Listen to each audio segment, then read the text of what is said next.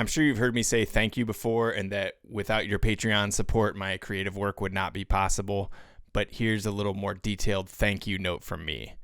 When I say without your Patreon support, my creative work would not be possible, here's what I mean. You might know this already, but my writing and art is not a side gig or a hobby. I don't write stories and draw and put together my Friday newsletter because I have a day job at a marketing agency or some wealth I've inherited. I don't have passive income from smart real estate purchases I made back in 2008 or 2009. I'm able to do creative work for a living because of Patreon. Patreon, I swear this is not a commercial for Patreon, it's a thank you note.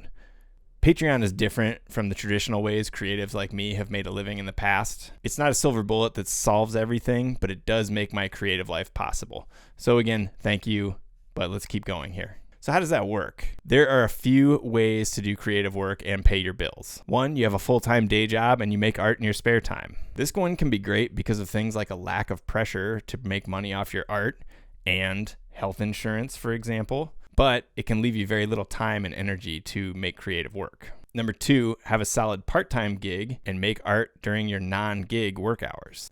Maybe this sounds the same as number one, but I'm thinking more like you work 30 hours a week as a contract copywriter, and then the other 10 hours a week you spend trying to write humor pieces for the New Yorker and McSweeney's. Number three, make one for them, make one for you. I'm borrowing this one from Hollywood, where an actor or a director will take a job that they know is going to be a financial success, like a blockbuster film or superhero movie, for example, and then that will enable them to later work on an indie project that they're really into but may not pay as much.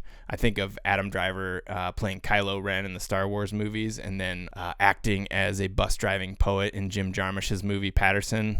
For mortals, it might look more like shooting house tour videos for a realtor so you can make adventure movies on the side, or doing wedding photography 3 months a year so you can spend the rest of the year shooting time-lapse nature photography or something like that.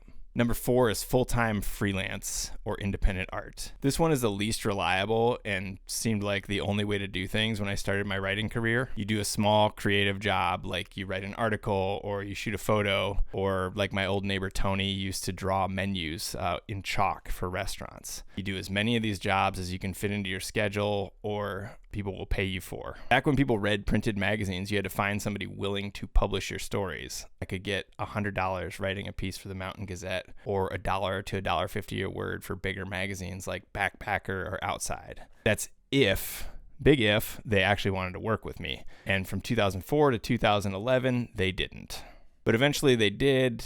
Unfortunately, at that point, magazines were starting to shrink and articles were getting smaller and jobs were getting fewer and fewer. Here's a chart of how that process works. Side note, when you see a fun video with a company's name on it or a photo of somebody doing something cool that's in an advertisement for a company, it works the exact same way. The only difference is for-profit companies generally pay more and generally pay more reliably or on time. It all comes down to this.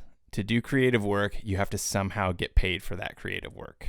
This is probably not a surprise to anyone who's ever paid a bill in their lives. You just have to figure out how to get paid for it. When I was getting started doing creative work, I thought I would spend most of my time creating. Not really how it works, as it turns out. I spent a lot of time coming up with ideas that people weren't interested in, or writing articles that people were interested in, but then maybe not so interested in publishing them, or sending emails asking people when I could get paid or would they pay me. You get the point. My stuff's always been a little off for mainstream media publications. You can imagine a magazine like Outside or Backpacker or Climbing circa 2004 to like 2011 not wanting to publish an article titled Bears Don't Care About Your Problems, or an illustration titled Pooping in the Woods, a flowchart. This is precisely where you all come in. In 2017, I started a Patreon. Instead of asking a publisher to pay me, I thought I'd ask for support from somewhere else, the people who enjoy my work, effectively cutting out the middle person. 15,000 plus people receive my newsletter every week. It has about a 61% open rate, which means about 9,200 people read it every week. Out of those people, 980 people, all of you, pay for it. I still have to do a lot of hustling to stay afloat. I sell t-shirts and hats and coffee mugs. I write books. I get some sponsorships. I do additional freelance work. Patreon is about 29% of my annual income before taxes. Here's how the pie chart breaks down. Or sometimes I think of it as a pyramid with Patreon on the bottom as my base income, the other stuff sort of balanced on top, and then me balancing on top of all that stuff, kind of. Patreon is just enough of a steady income that if all of my other stuff were to disappear overnight, I would not be completely fucked for at least a couple months. Am I getting rich? I mean, I'm not driving a Tesla. Can I sleep at night and then spend 15 hours writing 3,500 words and drawing 8 illustrations about my first year being a dad, or about some weird ultramarathon race I ran, or about frozen pizza? Yeah. Do I have to pitch all of my ideas to an editor or a publisher or a company in order for them to reach an audience? I don't. And that's pretty great. That's how Patreon works. So here's me saying thank you again.